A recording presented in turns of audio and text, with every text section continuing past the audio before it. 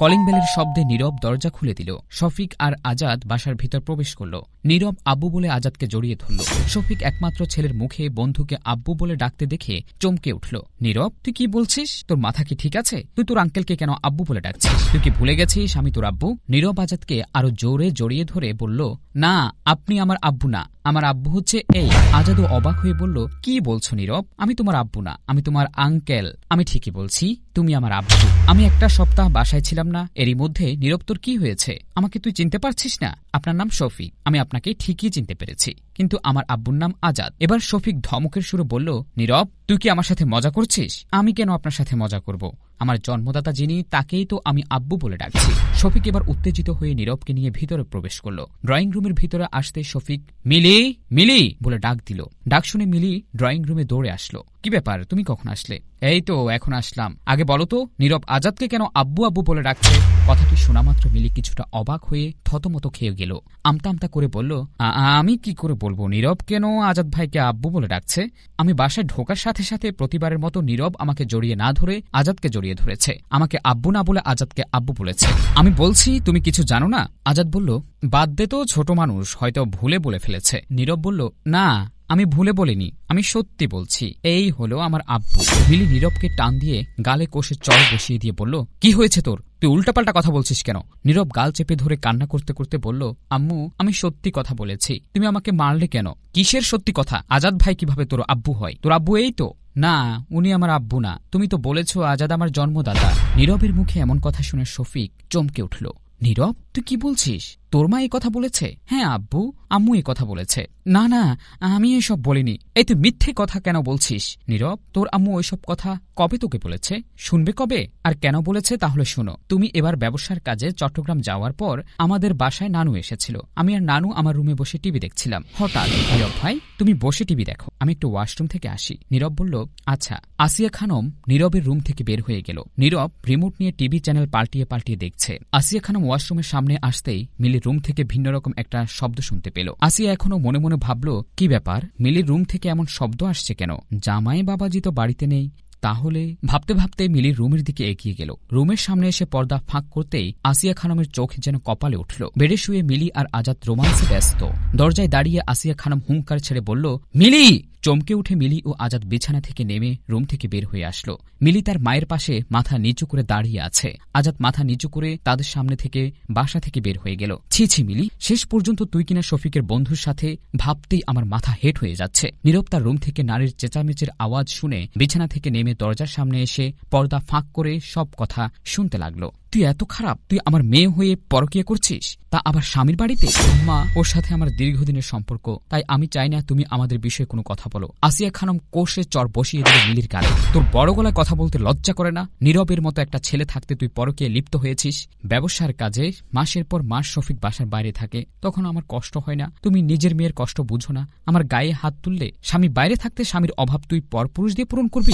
পাপ পুণ্য সম্পর্কে কি তুই জানিস না? কোনটা পাপ কোনটা পুণ্য এসব ভাবার সময় আমার নেই। তুমি তোমার বাড়িতে গিয়ে পাপ পুণ্য নিয়ে ভাবতে থাকো। আর সবকিছু দেখেছ যখন, তখন একটা কথাই বলবো, আমার ভালো চাইলে মুখটা বন্ধ রাখার চেষ্টা করো। বুঝতে পেরেছি তুই আর মানুষের কাতারে নেই, একটা অমানুষ হয়ে গিয়েছিস, বলেই আসিয়া খানম বাসা থেকে বের হয়ে গেল। নীরব এত সময় দাঁড়িয়ে দাঁড়িয়ে মা ও নানির এমন আচরণ দেখে হতভম্ব হয়ে গেল। ছোট্ট মনে নানা প্রশ্ন বাসা বাঁধল। কার কাছে সে জানতে চাইবে তার মা কেন এমনটা করেছে? নীরব মনে মনে ভাবল, এসব কথা যদি আব্বু জানে ভীষণ কষ্ট পাবে, তাই আব্বুকে কিছু বলা যাবে না। রাতে নীরব ও নীরবের মা শুয়ে আছে, কিন্তু নীরবের ঘুম আসছে না। চোখ বন্ধ করে শুধু ভাবছে। এমন সময় মিলির মোবাইলে কল আসলো। ফোনটা রিসিভ করে হ্যালো বলতেই আজাদ বলল, কি ব্যাপার, আমাকে একটা কলও দিলে না? আমি কয়েকবার কল দিলাম, সেই কল রিসিভও করলে না, ব্যাপারটা কি? মিলি আস্তে আস্তে বলল, কোনো ব্যাপার নেই। আমার হাতে যখন ধরা খেয়েছি তখন আমাদের একটু সাবধানতা অবলম্বন করা উচিত। যত কম কথা বলবো, যত কম দেখা করব, ততই সবার সন্দেহের হাত থেকে বাঁচতে পারবো। আমি তোমার সাথে দেখা না করে, তোমার সাথে কথা না বলে থাকতে পারবো না। আজাদ, পাগলামি করো না। তুমি বুঝতে পারছো না পরিস্থিতিটা ভিন্ন রূপ ধারণ করেছে। এই মুহূর্তে তোমার আর আমার যত কম দেখা হয় ততই মঙ্গল। আমার মঙ্গলের প্রয়োজন নেই। আমি দরজার বাইরে দাঁড়িয়ে আছি, তুমি তাড়াতাড়ি দরজা খোলো। কি বলছো আজাদ? তুমি কি পাগল হয়ে গেছো? এত রাতে তুমি কেন আমার বাসার সামনে এসেছো? এসেছি যখন তখন একটু দেখা করো প্লিজ, তোমাকে দেখতে খুব ইচ্ছে করছে। নীরবের চোখ বন্ধ থাকলেও মিলির সব কথা নীরব শুনতে পেল। মিলি আজাদকে বোঝানোর চেষ্টা করল, কিন্তু আজাদ নাছোড় বান্দা, সে বাসার ভেতরে আসবেই। শেষ পর্যন্ত বাধ্য হয়ে মিলি বিছানা থেকে নেমে রুম থেকে বের হয়ে গেল। নীরব বিছানা থেকে উঠে আস্তে আস্তে দরজার পাশে এসে দাঁড়ালো। মিলি মেইন দরজার সামনে এসে দরজা খুলতেই আজাদ ভিতরে ঢুকে মিলিকে জড়িয়ে ধরল। মিলি নিজেকে ছাড়িয়ে নিয়ে বলল, পাগলামি অনেক হয়েছে আজাদ, তুমি এই মুহূর্তে বাসায় চলে যাও। না, আমি বাসায় যাব না, আমি আজ সারা রাত তোমাকে আদর করব। নীরব দরজার পর্দা ফাঁক করে সব শুনছে ও দেখছে। আজাদ, পরিস্থিতি ঘোলাটে হয়ে গেছে, একটু স্বাভাবিক হওয়ার পর তুমি না হয়ে আবার এসো। পরিস্থিতি স্বাভাবিকই আছে, তোমার আম্মা কোনো দিনও কারো কাছে কিছু বলবে না, এটুকু আমার বিশ্বাস। তুমি বিশ্বাসের কথা বলছো, তোমার মুখে বিশ্বাসের কথা মানায় না। 10 বছর আগে তোমাকে বিশ্বাস করে ভালোবেসেছিলাম। শফিকের অবর্তমানে তোমার সাথে একাধিকবার শারীরিক সম্পর্কে লিপ্ত হয়েছিলাম। ভেবেছিলাম তুমি আমাকে বিয়ে করবে, কিন্তু না, বিয়ে করলে না, উল্টো আমি প্রেগন্যান্ট হলাম। আমার গর্ভে নীরব আস্তে আস্তে বড় হতে লাগলো। সবাই জানলো নীরব শফিকের সন্তান, কিন্তু আমি শুধু জানি নীরব তোমার সন্তান। কথাটি শোনামাত্র নীরব যেন সত্যিই নীরব হয়ে গেল। আমি জানি নীরব আমার সন্তান, বিয়ে করিনি তাতে কি হয়েছে? শফিক যখন বাইরে যায় তখন তোমার সাথে আমার শারীরিক মেলামেশা হচ্ছেই, তাহলে আর বিয়ের কি প্রয়োজন? ঠিকই তো বলেছ, বিয়ের কি প্রয়োজন? এমনিতেই যখন শারীরিক সম্পর্ক করতে পারছো তখন বিয়ে করে কি করবে? কিন্তু একটা কথা শোনো, চোরের 10 দিন আর গেরস্তের 1 দিন। আম্মার হাতে কিন্তু ধরা খেয়ে গেছি।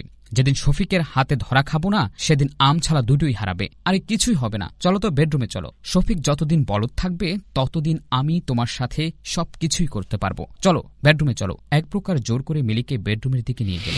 নীরব কান্না করতে করতে বলল, এবার তুমি বলো আমার আব্বুকে? আমি এজন্যই শুধু তোমাকে আব্বু ডাকিনি। মিলি আজাদ মাথা নিচু করে দাঁড়িয়ে রইল, কি বলবে কিছুই বুঝতে পারছে না। শফিক জানতে চাইল, মিলি, নীরব যা বলল তাতে তো প্রমাণিত হয়ে গেল নীরব আমার সন্তান না। আমাদের সাথে তোমরা কেন প্রতারণা করছো?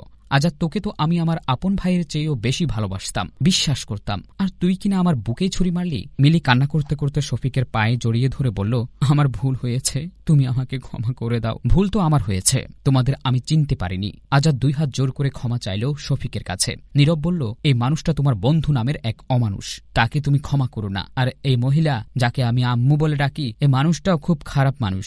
আমার দেখা সেরা ভালো মানুষ তুমি। এই খারাপ মানুষগুলো কি তুমি বাসা থেকে বের করে দিবে? শফিক বলল, হ্যাঁ, আজ থেকে ওদের সাথে সমস্ত সম্পর্ক আমি ত্যাগ করলাম। তোরা আমার চোখের সামনে থেকে দূর হয়ে যা। আজাদ মিলি অনেক অনুনয় বিনয় করল, কিন্তু শফিক কারো কথায় কান দিল না। শেষ পর্যন্ত মিলি বলল, নীরব চলো বাবা, আমরা চলে যাই। নীরব বলল, তোমরা চলে যাও, আমি যাব না। নীরব শফিকের হাত ধরে বলল, তুমি তো আমার জন্মদাতা না, জন্মের পর থেকে তো তোমাকে আমি আব্বু বলে ডাকি। আমার যত বায়না তত তোমার কাছেই করি। আমার সব চাওয়া পাওয়া তো তুমি পূরণ করো। আমাকে কি তোমার সন্তান হিসেবে স্বীকৃতি দেবে? শফিক নীরবকে জড়িয়ে ধরে বলল, তুই আমার সন্তান, আমি তোর আব্বু। নীরব আব্বু বলে শক্ত করে শফিককে জড়িয়ে ধরল। মিলি আর আজাদ মাথা নিচু করে বাসা থেকে বের হয়ে গেল।